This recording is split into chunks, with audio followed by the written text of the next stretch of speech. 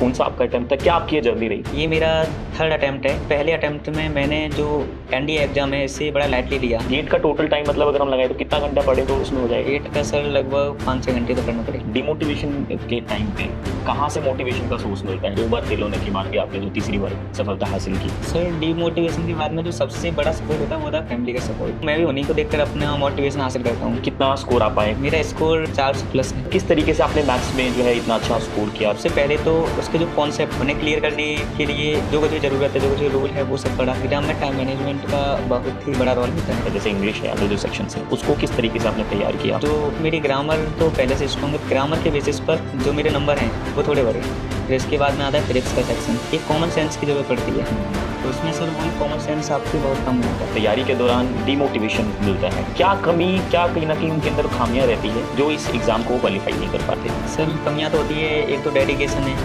ये डेडिकेट होगा नहीं बड़े तो कंसिस्टेंसी भी मैटर करती है। सर। नमस्कार दोस्तों, आज मैं आप लोगों को एक ऐसे स्टूडेंट से मिलवाने वाला हूं जिसने अपनी मेहनत, डेडिकेशन और एक प्रॉपर स्ट्रेटेजी से एनडीए रिटन एग्जामिनेशन को क्वालिफाई किया।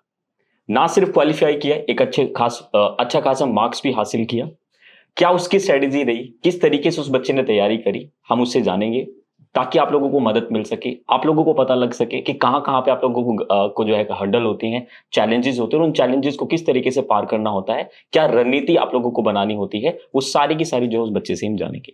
तो अर्जुन, सबसे पहले आप बताएंगे कि कौन सा आपका अटेम्प्ट था, क्या आपकी ये जर्नी रही, थोड़ा सा एक बार आप ये बताएंगे। हेलो एवरीवन, मेरा नाम अर्जुन सिंह है और मैं फिरोजाबाद का रहने वाला हूँ।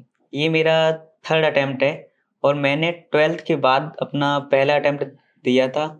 लेकिन पहले अटेम्प्ट में मैंने जो एनडीए एग्जाम है इससे बड़ा लाइटली लिया, जिसके कारण मैंने ज़्यादा इसकी प्रिपरेशन नहीं की। ओके, आपने प्रिपरेशन के बिना ही दे दिया इसको? Yes sir. तो आपने अपेयरिंग में नहीं दिया इस एग्जाम को? नो, अपेयरिंग में मुझे इसके बारे में इंफॉर्मेशन नहीं थी ओके, कि अपेयरिंग में दे ठीक सकते है। हैं। फिर उसके बाद सेकंड अटेम्प्ट में मैंने बैच लिया आरडब्ल्यूए से। फिर अपनी जो कुछ भी कॉन्सेप्ट थे, प्रैक्टिस थी।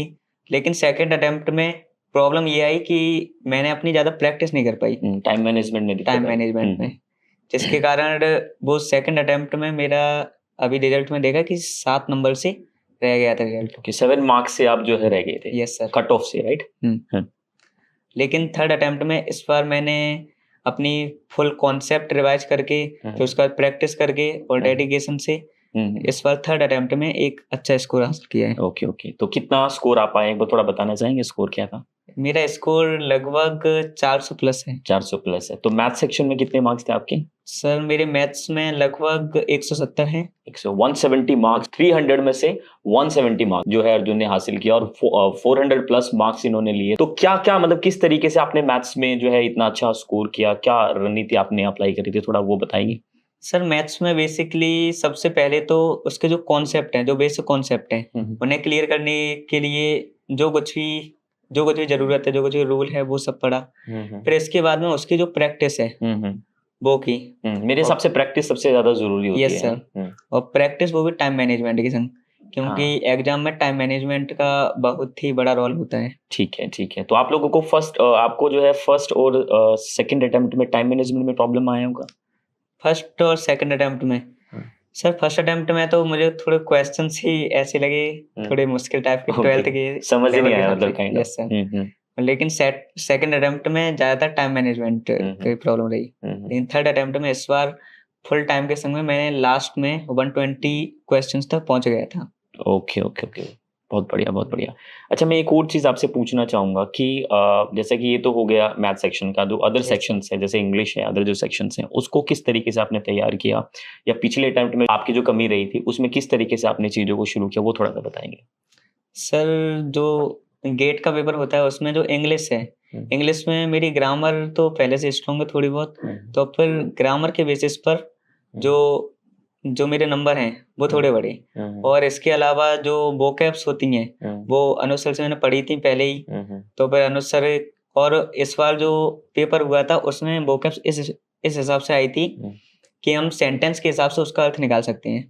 ओके ओके ओके, इसलिए मतलब मैंने लिंक कर लेते थे। यस सर, सेंटेंस पढ़ने से उसका मीनिंग आ जाता था। Yes sir. ठीक है, बहुत बढ़िया। और फिर इसके बाद जो गेट का पेपर होता है, मेरी जीएस, मैंने जीएस पर थोड़ा कम ध्यान दिया क्योंकि मुझे इस पर ज़्यादा भरोसा नहीं था।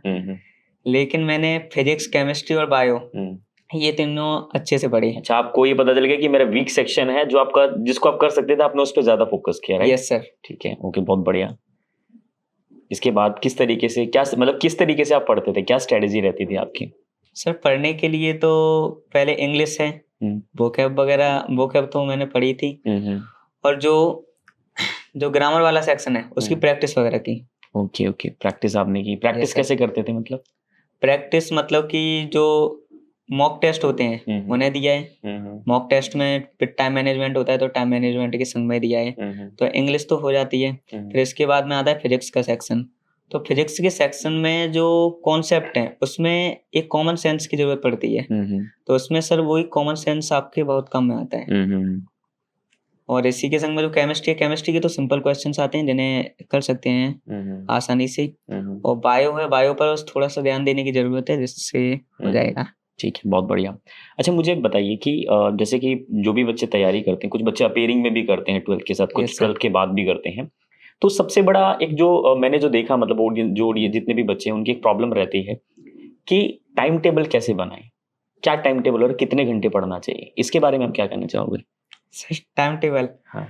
टाइम टेबल मेरे हिसाब से तो पहले आपको मैथ्स पर ज्यादा ध्यान देना चाहिए। ओके, ठीक है। क्योंकि मैथ, अगर मैथ में कट ऑफ क्लियर नहीं कर पाए तो अगला पेपर बिल्कुल भी चेक नहीं होगा। कितनी देर मतलब पढ़ना चाहिए मैथ्स को? आपने कितना, क्या मैथ्स में लगभग 2-3 घंटे। 2-3 घंटे, ठीक है। और इसके अलावा जो गेट का पेपर है इसमें फिजिक्स वगैरह अगर 12th में है तो फिजिक्स पर ध्यान देना चाहिए शुरुआत से ही। क्योंकि इसमें फर्स्ट ईयर और 12th की फिजिक्स आती है। तो फिर इस हिसाब से अगर फर्स्ट ईयर और 12th की फिजिक्स हमारी मजबूत है तो हम आसानी से जो एनडीए की फिजिक्स है उसे भी कर सकते हैं। अच्छा, फिजिक्स में न्यूमेरिकल ज्यादा आते हैं फिर वैसे क्वेश्चंस होते हैं? फिजिक्स में सर दोनों टाइप के आते हैं। अच्छा, दोनों टाइप के क्वेश्चंस आते हैं, ठीक है ठीक है। और जो केमिस्ट्री है, केमिस्ट्री अगर फर्स्ट ईयर 12th की पूरी तरीके से क्लियर है तो फिर एनडीए के एग्जाम में शायद ही कोई क्वेश्चन होगा जो छूट जाए। ओके, अच्छा, मतलब आपने बताया कि मैथ्स को 2 से 3 घंटे पढ़ना चाहिए। Yes sir. तो जीएटी के लिए कितना टाइम लगाना चाहिए?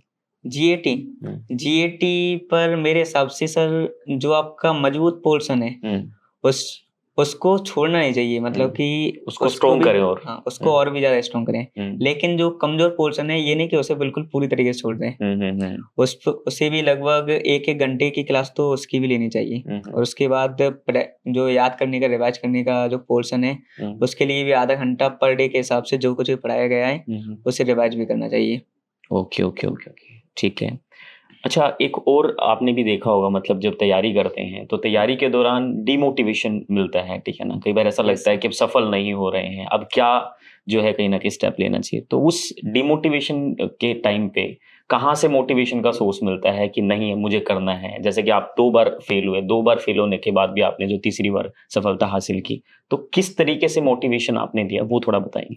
सर डिमोटिवेशन के बाद में जो सबसे बड़ा सपोर्ट होता है वो था फैमिली का सपोर्ट। बिल्कुल। क्योंकि मेरे खुद घर में अगर मेरा 2 बार में कुछ भी क्लियर नहीं हुआ तो फिर मेरे फैमिली मेंबर्स ने, खास करके पापा ने सपोर्ट किया था। उन्होंने बोला कि इस बार नहीं हुआ तो अगली बार जरूर होगा। बिल्कुल, मेरे हिसाब से जितने भी पेरेंट्स हैं सब अपने बच्चों को यही बात कहीं ना कहीं बोलते हैं। Yes sir. और मैं भी उन्हीं को देखकर अपना मोटिवेशन हासिल करता हूँ। क्योंकि जब उनकी मेहनत वगैरह देखता हूँ अपने लिए तो मुझे भी अंदर से एक मोटिवेशन आता है। बहुत बढ़िया, बहुत बढ़िया। अच्छा अर्जुन, एक चीज मैंने देखी कि बहुत सारे बच्चे तैयारी करते हैं, ठीक है ना, बट कुछ ही बच्चे जो एग्जाम को क्वालिफाई कर पाते हैं। तो क्या कमी, क्या कहीं ना कहीं उनके अंदर खामियां रहती है जो इस एग्जाम को क्वालिफाई नहीं कर पाते? सर कमियां तो होती है, एक तो डेडिकेशन है। क्योंकि अगर डेडिकेट होकर नहीं पढ़े तो, और बीच में अगर एक बार टाइम टेबल खराब हो गया तो फिर बाद में क्लासें कवर करना बहुत मुश्किल हो जाता है। कंसिस्टेंसी भी मैटर करती है इसके अंदर। और इसके अलावा जो आप पढ़ रहे हैं वो उतना ही पढ़ रहे हैं जितना कि एग्जाम में आ रहा है। यहाँ पे उससे ओवर कई बार ये होता है कि हम ओवर कुछ पढ़ लेते हैं। जैसे कि आ रहा है इंटर लेवल का और हम और अपर लेवल का पढ़ रहे हैं, बीएससी लेवल का। तो फिर इस हिसाब से मतलब कि जो जितना है उतना ही पढ़े, अननेसेसरी कुछ भी ना पढ़े। Yes sir. ये कैसे पता चलता था कि कौन सा पढ़ना चाहिए, कौन सा नहीं पढ़ना ये तो चाहिए? सर अच्छे प्लेटफॉर्म जैसे RWA से ही ओके, मतलब कैसे सिलेक्शन, मतलब जो सिलेक्शन जो अच्छे टीचर्स हैं वो बताएंगे। यस बिल्कुल, ये सर देखो सही बात है कि अगर आप कहीं ना कहीं बच्चों एक सही टीचर्स का जो चुनाव करते हैं तो आप लोगों की सफलता में, मैं कहता हूं कि बच्चे योगदान उतना होता है कि आपको जो टाइम लग रहा है वो टाइम थोड़ा कम हो जाता है, आप सफलता की और करीब पहुंच जाते हैं। तो ये कहीं ना कहीं बहुत अच्छी चीज है। अच्छा, एक सवाल थोड़ा स्किप हो गया था, आपने 2-3 घंटे मैथ्स के लिए बोला, यस तो सर गेट का टोटल टाइम मतलब अगर हम लगाए तो कितना घंटा पढ़े तो उसमें हो जाएगा? गेट का सर लगभग 5-6 घंटे तो पढ़ना पड़ेगा 5-6 घंटे पढ़ना यस पड़ेगा, सर वो अलग अलग उसमें है segment. Yes sir okay okay, बहुत बढ़िया बहुत बढ़िया। तो ये तो हो गया पार्ट। और मतलब अभी आप जैसे कि एसएसबी की प्रिपरेशन आप लोगों की यहाँ पे चल रही थी, तो यस सर एसएसबी का सफर आप लोगों का अच्छा रहा है और अभी एसएसबी बहुत जल्दी आप लोगों की होने वाली है। तो दूसरी चीज मैं ये जानना चाहूंगा आपसे कि ये पूरा जो आपने सफर किया, इसके दौरान आप ऑडियंस को आप क्या इनको सुझाव देना चाहेंगे, सलाह देना चाहेंगे, जो भी आपके जो छोटे भाई बहन हैं जो तैयारी कर रहे हैं, जो गलतियां ना करें ताकि वो सफल हो सकें? क्योंकि कहते हैं ना कि जो असफल इंसान होता है ना वो बहुत बेहतर बता सकता है कि आपकी क्या क्या कमियां हैं। मैं मानता हूं कि जिसने एक बार तैयारी की और वो सफल हो गया, उसका एक जो जर्नी होगी वो एक अलग होगी, और जो इंसान असफल रहा, क्योंकि असफल की जो लिस्ट है वो बहुत ज्यादा है, तो यस उनको सर क्या आप सलाह देना चाहेंगे? हमारे ऑडियंस को एक बार थोड़ा सा आप बताएंगे कि आपको ये चीजें आपको करने की जरूरत है। सर पहली बात तो असफलता से डिमोटिवेट नहीं होना चाहिए हम्म। और अगर आप असफल भी हो जाते हैं, फेल भी हो जाते हैं, तो फिर सबसे पहले ये देखना चाहिए कि हमने गलतियाँ किसमें की हैं बिल्कुल, बहुत बढ़िया। और फिर उन गलतियों को सुधारते हुए हम्म। जो कुछ भी रह गया है बाकी का, हम्म। उसे कवर करना चाहिए। हम्म। और मोटिवेशन जैसे कि मैं बता चुका हूँ कि सबसे ज़्यादा जो सबसे बड़ा मोटिवेशन है, आप भी बताते हैं कि सेल्फ मोटिवेशन होता है। बिल्कुल, सेल्फ मोटिवेशन होता है, बिल्कुल। तो क्या सीख देना चाहोगे, क्या कहना चाहोगे इन सभी को आप?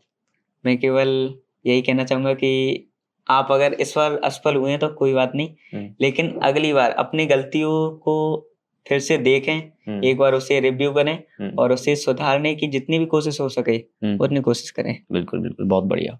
तो देखिए, अर्जुन का ये सफर छोटा सा सफर था जो इन्होंने बहुत अच्छे तरीके से एक्सप्लेन किया। अभी हालांकि रिटन क्वालिफाई हुआ है, एसएसबी पेंडिंग है, और एसएसबी के लिए ये बच्चा हमारे पास आया था। बहुत एसएसबी भी ऑलमोस्ट कंप्लीट हो चुका है, और एसएसबी का जो क्या सफर रहेगा वो आप लोगों के साथ जरूर शेयर करेंगे। तो जो कमियां, जो स्ट्रेटेजी जो है अर्जुन ने अप्लाई करी, वही मैं आप लोगों को कहना चाहूंगा कि आप लोगों को भी कहीं ना कहीं इसी तरीके से ये रणनीति के साथ आपको काम करने की जरूरत है, ताकि आप सफल हो सकें, और इसमें RWA परिवार आप लोगों के साथ है। मिलेंगे एक और बेहतर सेशन के साथ, तब तक के लिए ख्याल रखिएगा। Take care.